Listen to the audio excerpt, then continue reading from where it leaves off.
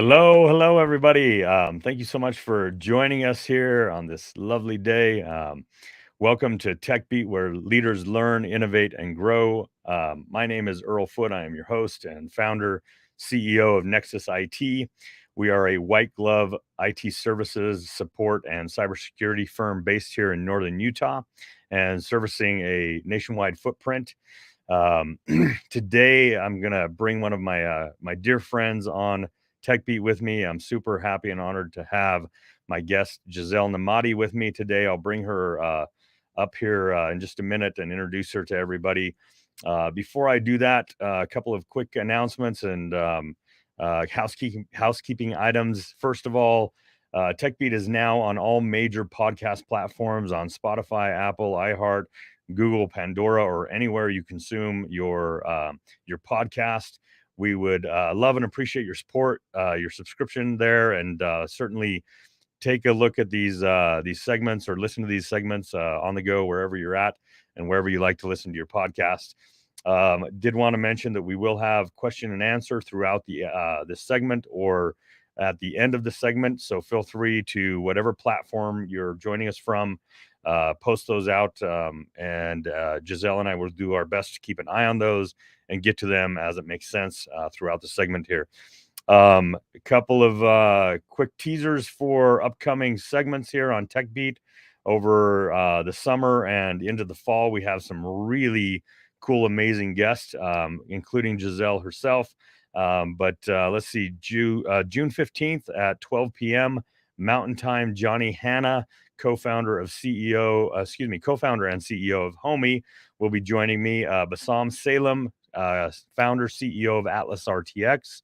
Tim Cooley, author and executive director at Park City Angels. James Jensen, founder, CEO at Jump and creator of The Void. Garrett Clark and John Bowers from Silicon Slopes. Tara Spalding, managing director of Boom Startups. And Sid Tetro, CEO of Brandless. And more awesome guests will be joining in the coming weeks and months. So keep an eye out for those announcements. All right, let's get to our guest, the lady of the hour, my awesome friend, Gezel Nehmadi. Gezel is founder and CEO of iAllo. She has an extensive background in product UX and UI design for more than a decade, with experience in SaaS products. Gezel takes joy in being able to lead a concept into reality. She values collaboration and communication. Gezel wants to work with people who are passionate like her and create together. So, before we kind of get into into the conversation here to Gezel, I wanted to just kind of tell the story a little bit about how you and I met and how our paths have crossed and converged here over recent months. So Gezel actually is joining us from LA. That's where she resides. And she was here in town in Utah in February for Scott Paul's Cryptopia event, the first version of Cryptopia, which we just did another one last week. Which was a ton of fun, by the way, really great. We missed you, Gezel. My band actually played the after party, and that was super rad. We had a really good time. But anyways, Gezel and I think actually I was walking out of the restroom, and you were hanging out there with somebody else, and you were just like, "Hi, how you doing?" or something. I was like, I was "Hey, how looking are at you?" art. Yeah. Oh, yeah, yeah, yeah. Yeah, and I was actually headed out. I had to get to another meeting, and I was kind of in a hurry, but your energy immediately captivated me, and you were super just kind and gracious. And so I know we chatted for a moment, and then at the after party we chatted some more and got to know each other, a little bit. But so if you know me, you know that my tribe are people who are authentic, who are down to earth. They're presumptuous, just really great people that you can hang out with and do cool things together with and build meaningful businesses with together, right? And so Gezel told me at Cryptopia what she was up to, her idea, and showed me some of the things that she was already putting together. And I was super just taken back, inspired by her vision, and it was immediately apparent just how much grit and work ethic there was behind Gezel and what she was working to build, and the dream she had. So we're going to talk a little bit more about iAllo as we get going here, and what she's building, because I want to highlight that. And by the way, I'm super honored that Gezel actually has invited me to be on her advisory board. Yeah, thank you so much. Uh, with actually a really dear friend, Mo Reeder, and some other really great, people that Giselle's starting to put together for that advisory board as she builds out this venture, which has been a great group of people that are already collaborating and helping bring together some resources, and make connections and stuff that Giselle needs in her journey here. So all that said, Gezel, it's been awesome to join each other's tribes over recent months, to collaborate and hang out a little bit, and certainly to bounce ideas off of each other as we both build our respective ventures. So um, let's talk a little bit about you for just a bit. I always like to tell the story behind my guests, the story behind our founders, and where they've come from and all that kind of stuff. And I know your story is slightly unique. Your family are immigrants to the U.S., and you've had a background that has propelled you to be an achiever. Somebody who's has dreams and is working hard for those dreams. So tell us a little bit about that whole journey, from maybe wherever you want to start, childhood or teenage years, all the way up till now. Yeah. First, I just want to say thank you. Thank you for being who you are. I just kind of feel that every interaction that I have with you and interactions that I see you have with other people, I see you raising and supporting others. And it's just like, it's so clear and it's so beautiful to watch. And it comes through. Yeah. So it's a pleasure getting to know you. And I'm excited for the journeys ahead for sure. Um, so I, it's interesting with the whole Ukraine thing that's happening. I feel like I'm being able to see my story um paralleled, in a way that I wasn't able to experience it before because I was a child, right? So, but like in Iran, I'm from Iran, and there's like a revolution, and there was a war that was going on. My family had to escape and basically leave everything they had behind to go to a new country and figure it out from there. Um, and and I think that that kind of has made me in some ways who I am, because I never actually kind of like there was initially early in life, there was a lot of moving around. And then after moving around, it was just kind of like, okay, am I part of this? Like, is this me, or is that me, or is that me? And I kind of feel like I made a decision at some point where it's like, okay, it's all me. Like there's this part of me and that part of me and this part of me. And I feel like a lot of people forget that English is not my first language. So even I sometimes forget, but it's like there's moments where I'm like, what is the right way of saying this? Or it's like, how do you even like translate this thought, this like Persian thought or this other thought into English? So I feel like that also affects the person that I am. So I basically started off being a wild child. I was really into sports, and I really loved just kind of like being doing things with my hands. And then I would say that when I was growing up, I realized that interpersonal skills are just so important. And I started doing a bunch of theater. So I did a lot of theater in LA, and I love doing theater. And like the immediate, like you put the story together, and you're doing your best to present this feeling, this story, this like and then being able to interact with people, feel it hitting them, and have it hit you back and give it back. So I was doing theater for a while, and then from there I was like, okay, I think like I'm really good at speaking with people, so I want to do something with that and helping people. So I got into psychology, and that was great. I love psychology. I love the idea of being able to go deep with someone and uh, shed light on perspectives that they don't have and help them overcome whatever it is that they can overcome. Um, and then I was like, okay, I'm a woman. I don't want to deal with the glass ceiling. I don't want. I want to have freedom. I want to do something that like bots are not going to one day take over what I'm doing. I want to be able to be creative. I like had a checklist of things that I wanted a job to have. And I felt like UX and UI just really hit all of that. Like it was just like you could work with a bunch of different people, you can be creative, you can help bring people's ideas to life. You could tell the story that needs to be said in a way that needs to, that will hit the person in a way that they want to interact with something. In essence, it's like the app that you're creating is a character. It's like this thing that they're interacting with, and that felt really like a good combination of the things that I had amassed, like skills that I had kind of amassed. So I was doing that for like more than a decade. I kind of just I'm self-taught. I went on YouTube University, yeah. And I basically kind of like watch as many things as I could. I made samples of things. I did dribble like spin-offs, like whatever I can do. And then I found a design firm that or actually a development firm that let me intern with them. I interned for like a year and a half, and then I got a job. Then I worked there for a while, and then I slowly just started, freelancing and getting gigs.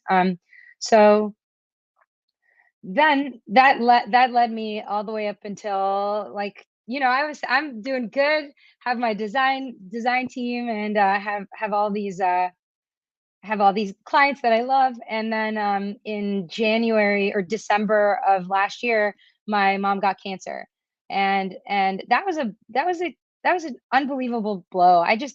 I was not prepared for that because I just wasn't prepared, like, for the thought that like she may not be with me, and that like all of the things that I'm trying to do and like the success that I'm trying to have to prove to her that like I've done well and she doesn't need to worry about me. Like it just kind of was like, you won't even have the time. Like she may not even feel well. Like, so essentially, like my understanding of like time and the value of time and how to fill that time, and you know all of that changed. And then um essentially I was managing like my design firm, and also helping her with her health. And that led me to be on a lot of calls with a lot of insurance companies and a lot of doctors and a lot of like, just like all of this stuff. And I had a straw that broke the camel's back moment. Like literally, like that is a real thing where it just happens. Like, and I remember it like it was yesterday. I was bike riding through Santa Monica, and I had my dog in my front basket. And she called me, and she was sounding horrible. And she's like a very spunky person, so she usually doesn't sound like that. And she was just like, "Hey, like, can you get this medication for me? I'm not feeling well. Like, get this medication." I was like, "Mom, I'll do whatever you want. Like, let me do this." And I called pharmacy. I had to navigate this, like, for this press one, for that press two, and it was during COVID, so it was just all of these like for COVID shots and da da da. I'm like, it's okay. This is not my first rodeo. I know what's up. I'm pressing the numbers, and after essentially like being on hold and then being hung up on, and then being put on hold again, and then just never having someone coming back. I literally I got hung up on, and then I phone was down, and I just started screaming to this empty phone in the middle of the street. And I was just like, "Oh my God, like, can't you see that I have like my time right now is more valuable than it used to be? Like, I don't have time to deal with you and the way that you're treating me." You know what I mean? Like, thank God my mom is not terminally ill. Thank God she's okay. But like, what if I'm dealing with something really harsh? Like, is this the right way to treat people, especially when they're doing exactly what you told them to do? Like, I was doing exactly what I was supposed to do, and yet like I'm being treated this way. It's horrible. It's not right. It's not the right way. And so I essentially just that night I went home, I wrote down my frustrations, and then I just basically kept track of all of it, the next few calls that I had. And then I just kept thinking, okay, what's wrong with this? Like, what would I rather have happen? Is it possible to have this happen? Like all of this stuff. And then that's what led me on where I am today. So it's like the pew, So cool. First of all, I always find founder stories um, very fascinating, very inspirational. Certainly, um, immigrant stories, and founding immigrant stories are very inspirational. There's a whole different uphill climb that's Yeah. involved there that most of us don't even get, right? Oh, for Coming to a sure. foreign country and learning a new culture and integrating into school and learning another language and all that stuff, just trying to find your own identity and your own place in the world and find your tribe, which, it can be hard when you're out of place, right? I've Oh, lived, yeah. in other places as well, and traveled extensively. And when you don't know the language, when you don't know the culture, like it's very difficult, right? And then to see you, uh, take this artistic side of yourself and figure out a really cool application of it that, I kind of had a similar journey myself, having started, as a teenager in art. I did theater actually as well. I did a little bit Yeah. of theater, not a lot, but I did a little bit. Um, and but I was more in art. Thought I'd go into architecture because making a living as an artist was going to be really challenging. Yeah. And Yeah. I ended up, going into architecture. Ended up in engineering kind of by happenstance, and that kind of led me to where I'm at, today. And I still have to have my creative outlets, most definitely, Yeah. music being one of those. At some point when there's enough time, I do want to go back to the canvas, and Yeah. start painting and stuff again. But entrepreneurship and founding is definitely a creative outlet for me. It's an Yeah. opportunity to solve problems, to look at a blank canvas and to ideate and dream and figure out how to build something, right? And For so sure. it's so cool to see you kind of go through that journey. Of course, struggling with your mom's health, that's a whole different thing. You got to reset your priorities. I know in the midst you've Oh, kind in of a big way. In a big yeah, way. Yeah. And yeah. it's like, it's funny because like my parents also are not like my dad barely knows how to use an iPhone. My mom the same. Like they're not in technology at all. So it's like I think about them a lot actually. Like I think, okay, how do we make it in a way that they can use it? Like they don't have to know any like I watch my mom and dad playing with stuff and seeing like the design behind it of how did they make it simple enough where like you just get it. You could learn it really quickly. And so when I'm working on stuff, I'm always thinking about that. I'm also dyslexic. And so I feel like that also helps me because I'm designing for people that are not visually like they may not be visual like they'll not visually but like having to read something like just feeling it intuitively it feels you know better to me. So yeah. Totally, totally. Yeah. Um, so let's talk about this transition a little bit from um, UX UI designer to Yeah. now first time founder and Yeah. female founder. Let's just talk a little bit about your experience there so far. What stood out to you, over the past year here, and Yeah. what's been awesome about the process, what's been Yeah. challenging, all that stuff. Yeah. When I so I was like, okay, how far can I get this myself, right? So when I started on this journey, I was like, okay, I'm gonna do all the processes that I do to create an app, right? And built that out. And that was in my wheelhouse. And the things that I felt like were really helpful to me there was at the beginning stages was learning to reach out and really just ask for things, like ask for help. So, for example, we needed to find someone that is in the customer service space that does the outsourcing of the customer service. So we reached out to a bunch of people and just kind of said, "Hey, we're working on this. We're really, really early. Like, we'd like your input. Can you talk to us?" And it was like surprising how many people are like, "Yeah, we'd be happy to talk to you." Like, wow, so simple, you know. And then we were like, "Okay, we need some data. Like we need to make sure that what we're building is based on real facts that are up to date and then we reach out to someone named Steve Morel at Contact Babel. Shout out to Steve, you're awesome. And he basically he loved the idea and like opened up a bunch of stats. And so I just kind of feel like that was the first thing that I learned is like, hey, you don't know. There's people that know, and chances are they're happy to help you out with it. So just ask. Just ask. They could say no, and that's okay. You'll just, keep asking. And then the question is like, what do you ask? Like, when do you ask? That's been the hardest part of the journey for me. So I got the app out, like, I mean, meaning I got the app prototype designed and like you could touch it and feel it. Then I kind of went out to all my friends and I was like, "Hey guys, like here's this thing I've been working on. I think it's kind of cool. Like what do you guys think about it?" Right? And got a bunch of their feedback.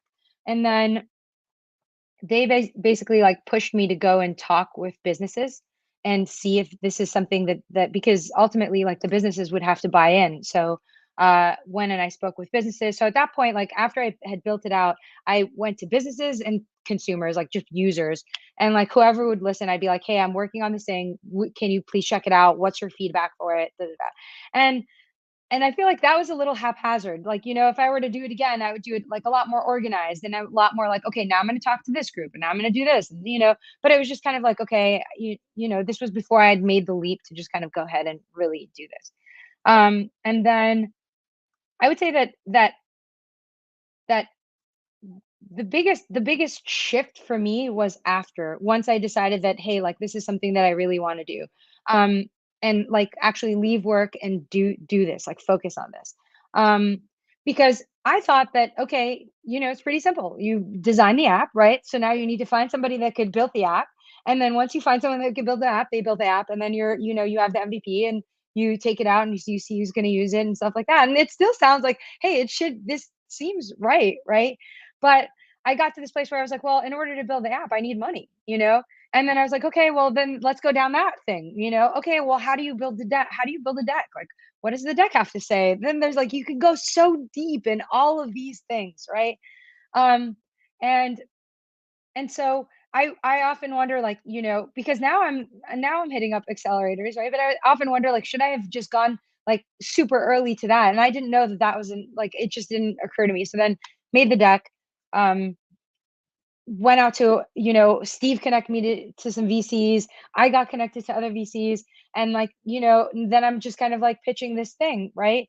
But I didn't realize that I didn't realize so many things. Like I didn't realize, okay, well, you're pre-product, pre everything. Like, how much can you ask for? Like like, okay, go talk to development teams. All right, just setting up a bunch of stuff was really like, I think that that's where, obviously, again, like just speaking about it, I get that, like, okay, you go to accelerators and then they just kind of like set you up with like, okay, now you do this, but okay, going back to the female thing. um there's a program called Flick, right? And they set you up with like a bunch of females that are in school, that are not in school. You can intern with them. Like they just kind of like a female ecosystem that they have. And they had a program where like this thing called Built First. So then you're able to use all these programs and they give you discounts for it. And all of these things, like little by little, I was like, okay, cool. Like there's support. I just need to look into the female world of support, right? And I'm still learning how to do that, like, and reach out and like have that experience, right? um the I never realized the feeling of being a female, though. I'll say this, like, I never realized the feeling of actually being like a female, minority kind of thing, until this last year.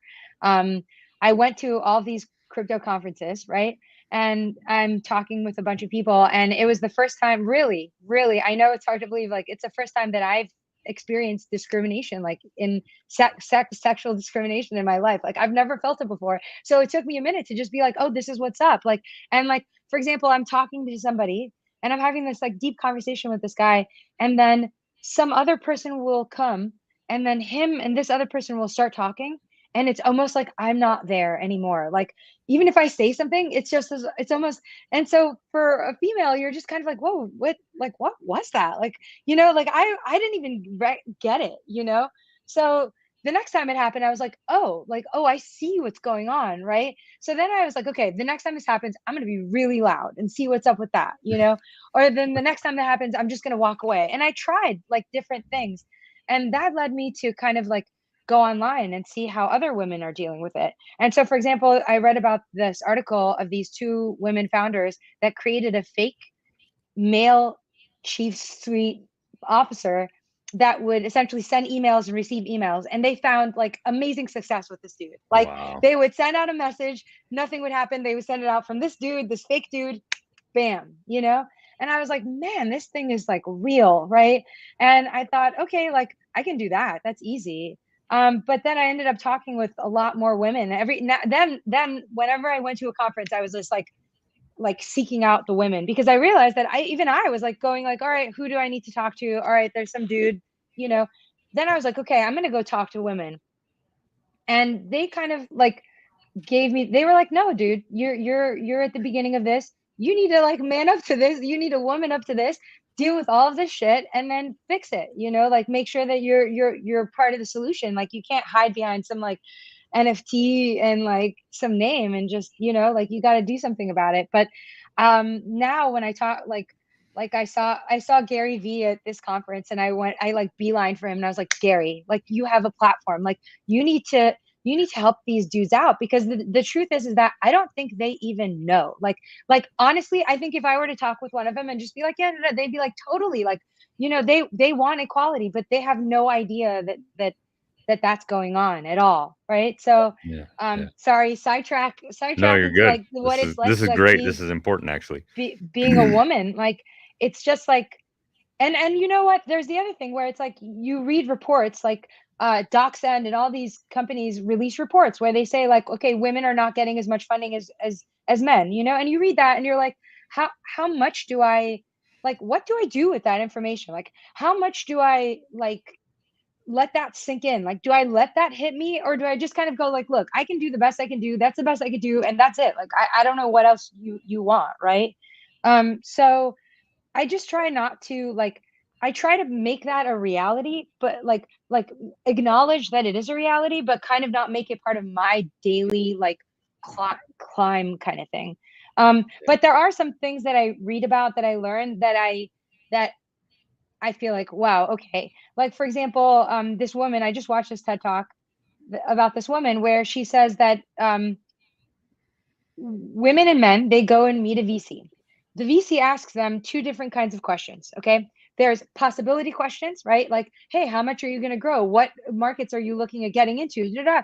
And then there's, I don't remember what the word is, but like, hey, how are you going to retain your users? You know, how are you going to deal with this inflation that's happening? How are you, it's like protective versus expansive, expanding, protecting, you know. And she basically shows that for women, they get a lot more protective questions, whereas men get a lot more like, how are you going to expand, what are the possibilities, da, da, da. And then at the end of the talk, she explains how you can, if you recognize that kind of question, you can change the dialogue and make it, you know, You can be an begin to expansive shift it. one. Yeah, you could begin to shift it, Yeah. you know. So Yeah. Yeah. yeah, that's yeah, yeah. Okay. Well, cool. So, first of all, I mean, for our guest, one thing to be really aware of, I think, is that for those of us that are artistic, we're generally not linear thinkers, oftentimes that's why artists they live life to the beat of a different drum, and Mm, sometimes society looks at artists as um, overly eccentric, right? People that are mm, really out there because they don't do things the same as a lot of people are in the same order. And mm, you and I aren't founders who have gone to Stanford, and got an MBA and learned like, here's step one, and here's step two, and here's step three, and here's step four, and you got to go through the steps exactly in that order, right? And it's just been for you and I, it's been this kind of a process of jumping to Z and then back to D and then up to M, and what you're just kind of back and forth, because we aren't generally super linear thinkers. We're outside the box a little bit, and I have both sides of my brain, like that I do have this very engineer side of my brain, right, and I also have this very artistic side. So it's been an interesting journey for me over my almost 47 years. I can't believe I'm almost 50, Giselle. But anyways, yeah, I never thought I'd be It 40, let happens alone to all of 50. us. What the hell happened? Um, Yeah. anyways, yeah, it's been an interesting journey for me still, to kind and I notice it, in my day to day, in my personal and business interactions and the way I live life, I'm like, oh, that's the artist in me that's coming out, and that's the Mm, engineer, and mhm. trying to figure out how to bring them together. Yeah. Anyway, so I respect and honor that side of your journey, here, and then, of course, this topic of biases in the workplace, in society, in founders and communities. It's something that obviously the world is becoming far more mindful of, right? And we're noticing more than we ever have before, and we're understanding. And I think from a psychological perspective, with your background there, at least, my own beliefs, or some of the studying I've done around this, some of the research I've done, and I'm not going to say I've done extensive research, but um, there was a time where in society, in order to survive, we had to segregate into these tribes, right? Into Mm, literal, tribes that where we protected each other, and we seem to have formed these very closed sort of mindsets, and anything outside of what was our perception or box of what was good, right? Suddenly is some sort of threat, and 2000 years ago that might have been very real, or 10,000 right, years ago that might have been very real, like anybody outside your tribe, or any animal or rock outside your tribe, I don't know, right. was a Yeah. potential threat.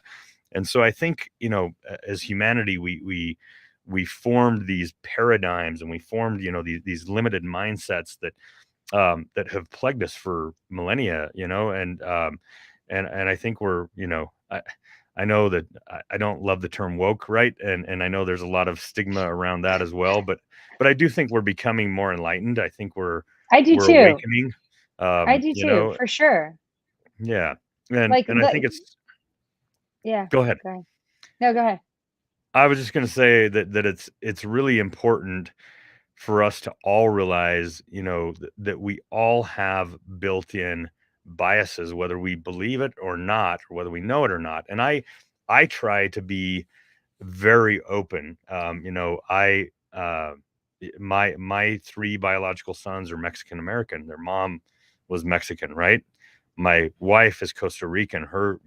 She's Costa Rican American. Her children are Costa Rican American. My stepchildren, right, are Costa Rican American. And so I've always been, I think, far more um, aware than maybe the standard middle-aged white male of some of these biases that exist in society, and I'm able to perceive them and pick them up quicker, maybe be more Yeah. sensitive to them, while I try not to be like overly sensitive to them, but understand better, right? But even that, for me, as the world has awoken, more and more over recent decades, it's been a process for me to identify my own biases and my own paradigms that were built in, from early age, and growing up in, neighborhoods, and a state that was like the amount of people of color or diverse Yeah. backgrounds or orientation or whatever it was, like that, like it was minuscule, like maybe Yeah. less than 1%. And so,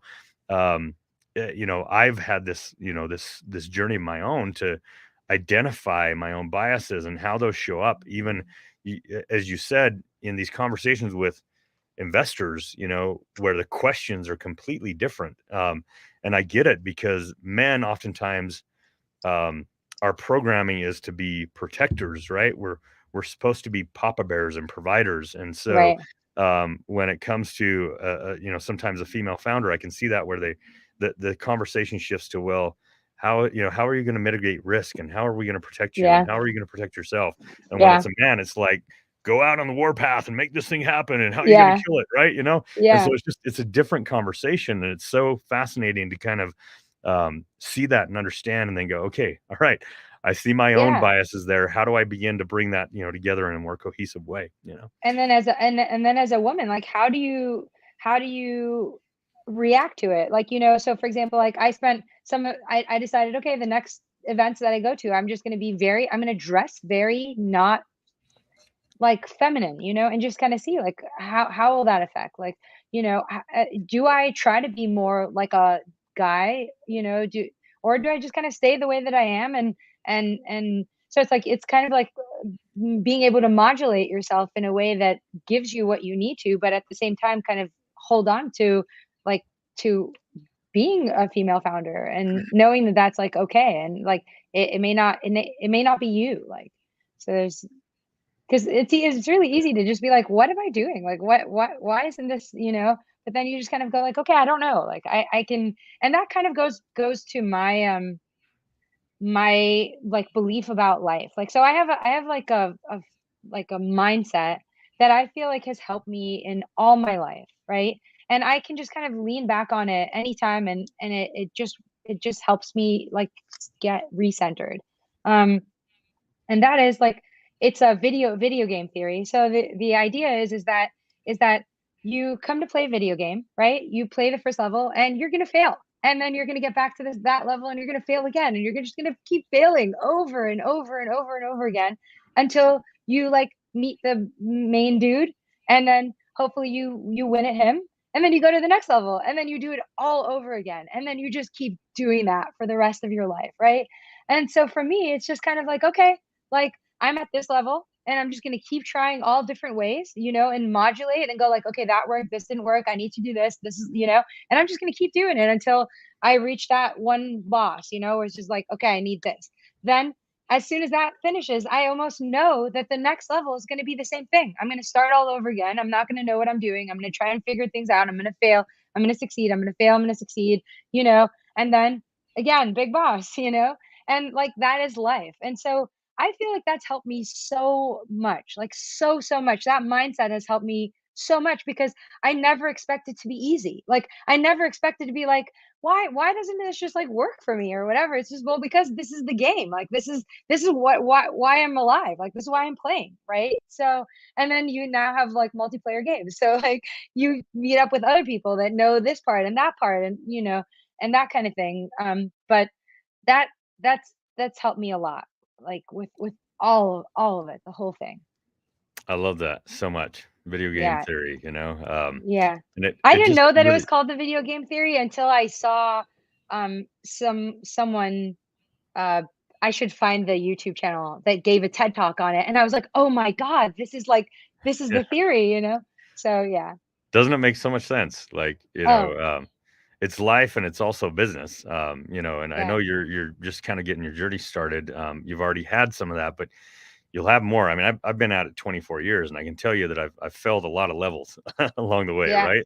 In yeah, multiple different businesses, and sooner or later, yeah, you beat that level and you move on, and you move on to the next level. But I can tell you, like, business rarely do you ever get to a point where you just coast. Like, you're yeah, always fighting some sort of nemesis, right? You're always trying to level up. yeah, And you often lose the level over and over again until you figure out. And the thing is, like, and what's Einstein's, his saying, the definition of insanity is to do the same thing over and over again and expect a different result, right? right. It's the same thing when when I was a kid playing Super Mario Brothers. Like, you didn't you didn't play the level the exact same every time. Like, you tried Yeah, waiting at some point, and then you jump at a different point, and then yeah, you would like throw a punch at a different whatever, right? So you adjust your game plan along the way. You A/B test, you try something different, and sooner or later, okay, you get past a portion, and then you got to get past that yeah, next portion. And yeah, Chris, joining us from LinkedIn, says the next levels get harder and harder, but the rewards are greater and greater. And that level up, yeah, that is so true. So I love that too, because like, as a founder, I mean, the one of the hardest journeys is self-sabotage, right? And every founder I know, even founders I know that are running businesses that are valued in the billions, they have imposter syndrome, right? I do. oh my Um, god, so much. yeah. Yes. And you just you always feel like you're supposed to have all the answers, but the reality is you have such a minuscule amount of those, right? Um, Yes. and so putting it into that context of, look, I'm just little by little, I'm figuring out my level and I'm leveling up, one level at Yeah. a time, right?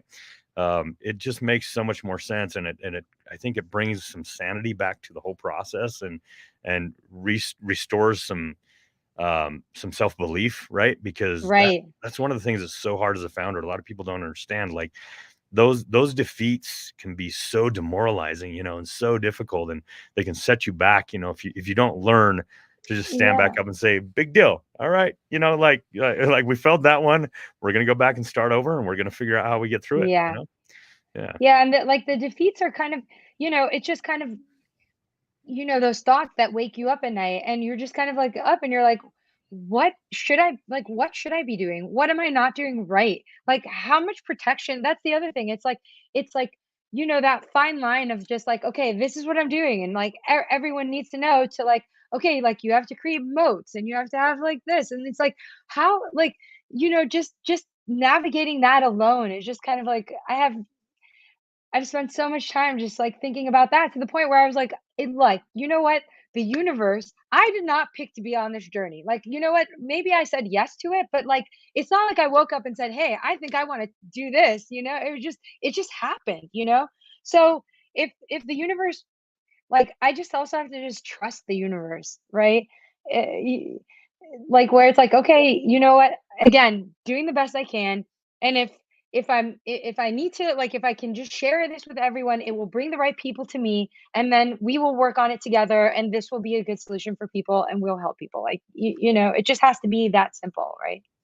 Yeah, I So gotta tell you how real and important that is, Giselle. Like, and how much for so long I kind of fought against that, and it really hampered my journey. And so, I've been leaning hard into that in recent years of just understanding and knowing that as long as I do the groundwork and do what I feel is right, that the resources and the people and all of the stars that I need to align will. And for me, once I've kind of relinquished myself to that journey and stop saying it's all under my control and it's all me and I've got to make it happen.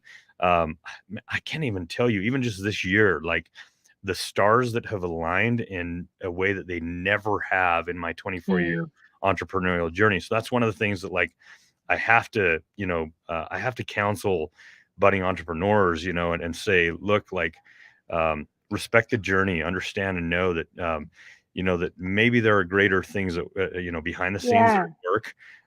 And, you have to know it's not all on you. And, you grind, do the right things, upskill your knowledge, your capabilities, your acumen, as a business leader, as an entrepreneur, connect to the right people. But as you do that, like, things will just come out of the woodwork that I've been in the past 18 months, I've been blindsided multiple different times just by something that I'm like, oh my gosh, like, I yeah, thought that would never, ever happen. I thought I would have to grind and grind and grind to get that, right?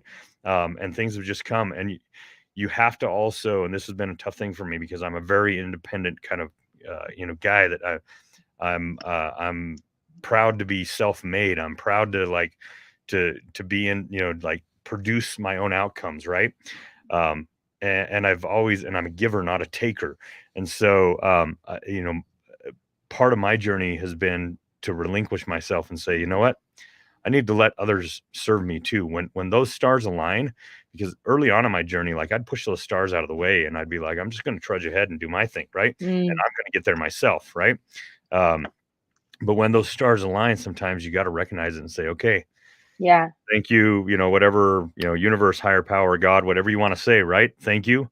I'm going to lean into that, and I'm gonna let that person or that resource, serve me and be a tool to me. And so, and I know we've had this So talk about, those that are aligning for you as well, and it's super cool, And I think if you're, for me, I know I'm a firm believer in karma. You put the right energy out there, you do the right things come back in time. I think Yeah. so too. And it's like, it's originally I like earlier I had said, hey, just call out and ask for help, right? And I got so much help that way. And then the thing that I've been noticing is that, sometimes like once I connect, I'm just kind of like scared to ask for more. Like I don't want to be a time suck, and I just kind of go like, how much am I is like I just kind of make excuses. I'm like, this person is doing other things. Like they're so busy with their own life, that like, is it can I handle this myself? Like maybe I could just do this myself.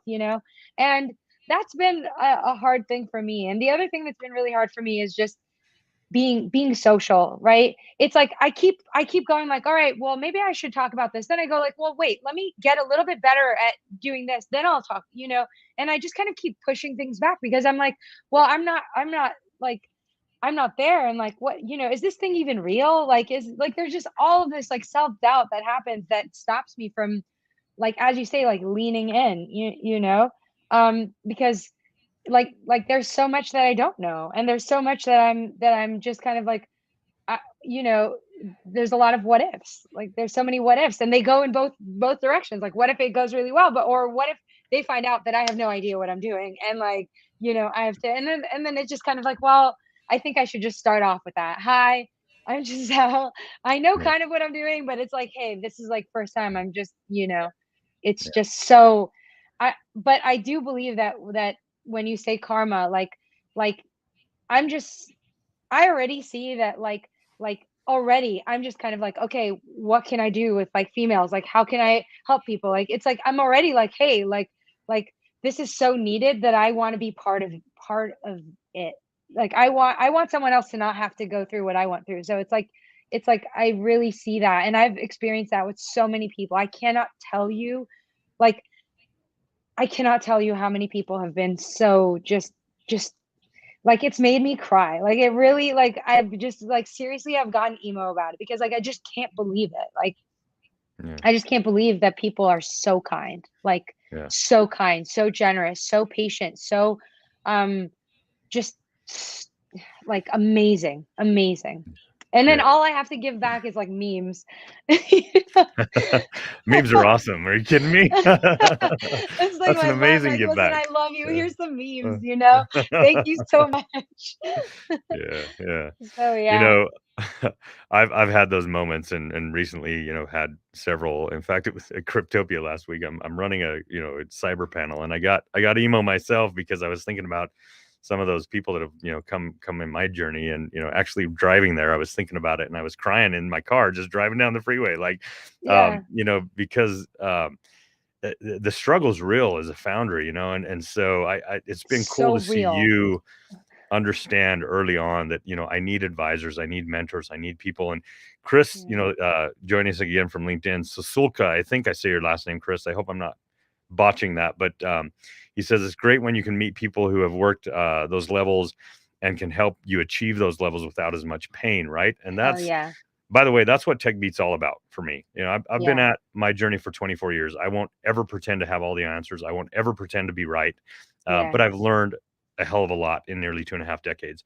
And I've taken my lumps in the process. And so for me, sharing these stories and highlighting, other founders is all about putting content and thought leadership out there to help other founders shortcut and hack their journey. Right. Mm. And so, And we eat it and I up, appreciate you.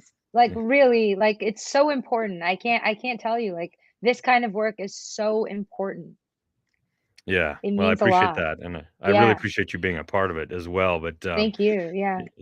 that's one thing that I honestly, one of my biggest mistakes, as an early entrepreneur, is to not have looked for and found more advisors and mentors and coaches early on, and to not have leveraged that. And I get it. You don't want to abuse, you don't want to overuse people's time, and you do have to be careful. If you get overly abusive, people get turned off, right? So, but most advisors and mentors are willing to give you an hour a month, right? Or an Right. hour a quarter, right? And that Right. time just to pick their brain on, hey, and be mindful about the whole process. Like, have document it. Like, here's the things I'm having challenges with, and the things that I've been working on, but I can't get past this level.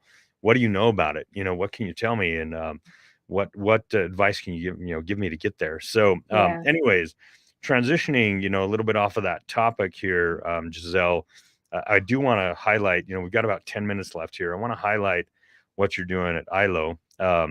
And so going back to this story of, your mom's ill and you're dealing with this awful customer service experience, which is what we have all the time in with dealing with corporate America anymore. And I've actually got a couple of posts lined up that I'm debating whether I share those or not. Some recent interactions, one with Home Depot, that was absolutely awful, Yeah. and another with a large national chain. And customer service has kind of become this thing of the past. And so you call up and you get this damn automated phone tree that you get the runaround over and over again, and you get disconnected half the time, and or you get to Or somebody and then llamada it's en choppy. español. Yeah, it's like, Yeah. you don't speak Spanish, they'll always ask you, like, "Do you need," "Do you need Spanish?" Like, Yeah, yeah. no Like, "No, do you personalization. have somebody that can speak Persian to me? How about that?" Yeah. Yeah, exactly. Yeah. Yeah. So let's Um, talk a little bit about this idea of, you had this moment that was so frustrating, and, out of that yeah, comes this amazing in idea ILO. and what Yeah. you're working on. Yeah. Yeah, so it's basically the main realization was that, like, we need tools. Consumers need tools, right? So when I looked at it, I saw that businesses have so many tools to help them deal with their customers, right? CRMs, customer relationship management platforms, like that's what they are, right?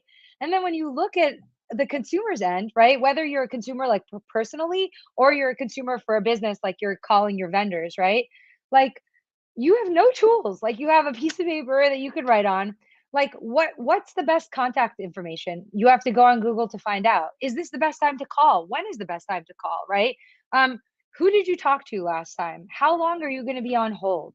Uh, where are their locations? Like, there's just all of these things where it's like it's totally just left on you to figure this thing out, right? And so for me, it was just kind of like, okay, we're calling it customer service, but there's no service for the customer. It's actually the opposite. Like, you get hung up on, you're just left to fend for yourself, and that's it. You get upset, you can go on Twitter and write about it. So what ILO does is, like, we wait on hold for you. We replace hold music. We give you a place to write notes. We use AI to, like, transcribe your calls and be able to get hey, my name is Jesse and your account number is this and da da da.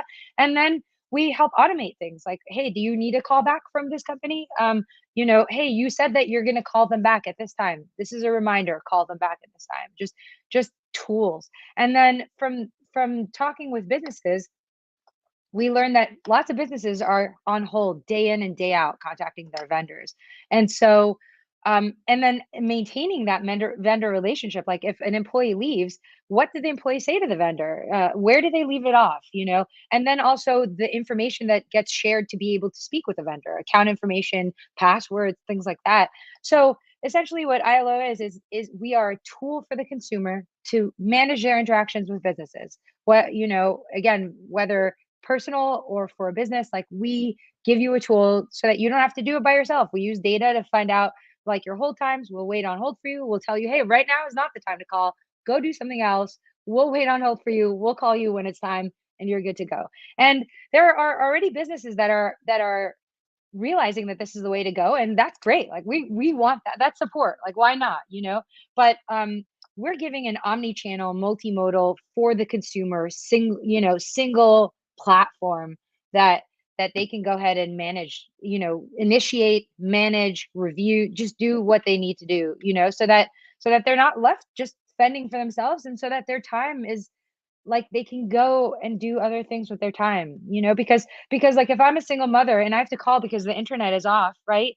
Like, I'm taking the time that I would spend with my kids. I'm taking my, like, brain space to have to deal with something with no tools that affect me, like, why? Like, why, when we are doing so many amazing things, like, why should this be like one of the banes of our existence? Like, this is ridiculous, right? So I really want to help people, with that. I feel like it would help. It's not the biggest, like, it's not like, it's not like global warming. It's not like, being able to help with like something big, but I just kind of feel like those little minutes like add up. Like the feelings that you have add up. Like knowing that you don't have to handle that, like it makes it better. Like it's a better experience, I think.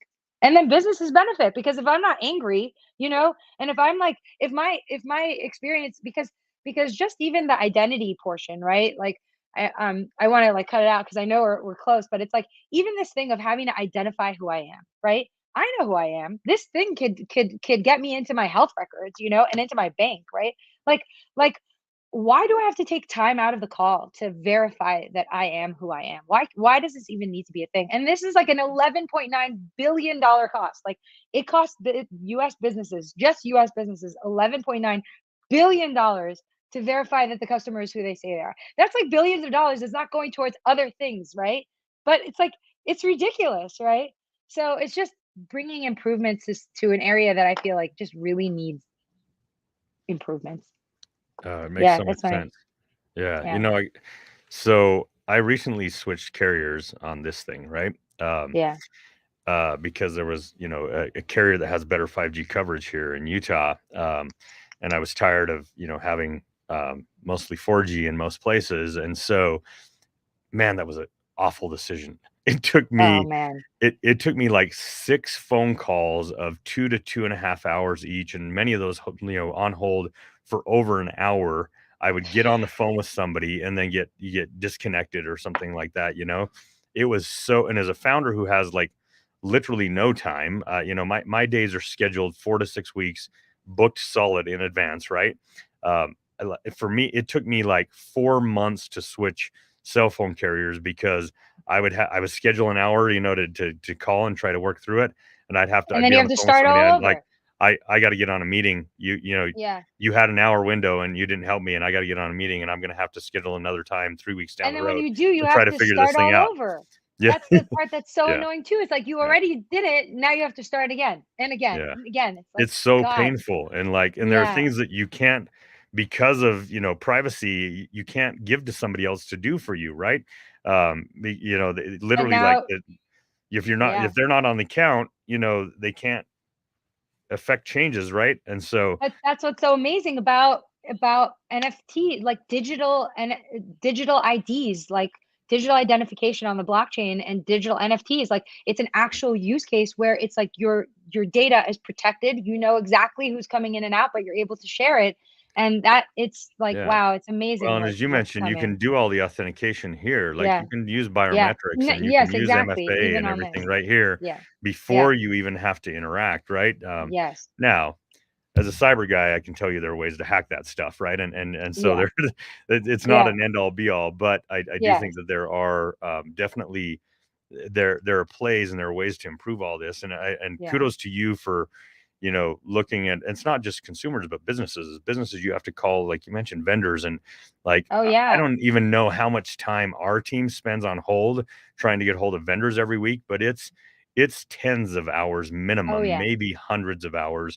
Yes, okay, maybe they're answering emails while they're on hold and all that kind of stuff, but so much easier just to get in queue and say, okay, Yeah. call me back when Yeah, and it when can you've go got to an anyone in agent your available. team. Yeah, Right. yeah, Like anyone in yeah. your team, right? I actually one of the businesses that I met, they took me into a room and showed me a room full of people that day in and day out are on hold with insurance companies. I was like, wow, this is insane, you know? Yeah. Yeah. No, that's so rough. Yeah. We're winding down here. We got about a minute left. Giselle, first of all, I just want to Dude. thank you so much for spending the Dude. hour with me. Yeah. Dude, It's thank you been so so much much. fun. Oh, are you kidding Yeah. me? Yeah, from This the has been moment such that an I honor. that we've met, I see you, Earl. I see you just kind of being like a source of support for a lot of people. Like it's just like so clear, you know. So thank you for doing what you do. It's just I awesome. I really appreciate that. I appreciate you getting me, Yeah. and I want you to know I see you as well. And I, Yeah. from the first time we met, I was super impressed, and I saw, the Yeah. potential here. So, Giselle's starting to look at capital. All the investors out there. This is a gal that's going places, and her startup's going places. She's already Yeah. got some people in line. Already got some people that we've been talking to, and making some Yeah. intros to, and stuff. So if you're, if you want to be part of something big with a really cool founder that's going places, And helping a lot of people. yeah, help a lot of Yeah. people with a venture that has a massive market cap. Yeah. Hit up Gezel. You can hit me up too. I'm happy to make the intros. Yeah.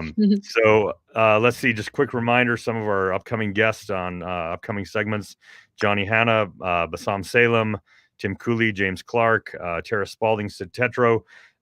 Keep an eye out for those segments coming up on Tech Beat. Thank you all for joining us today. It's been such a Thank you guys. fun hour here. Gezel and I are going to sign off. Thank you again for hanging out with me, Gezel. Yeah, thank you so much, Earl. It was awesome. Thank you guys. Okay, see y'all. Bye.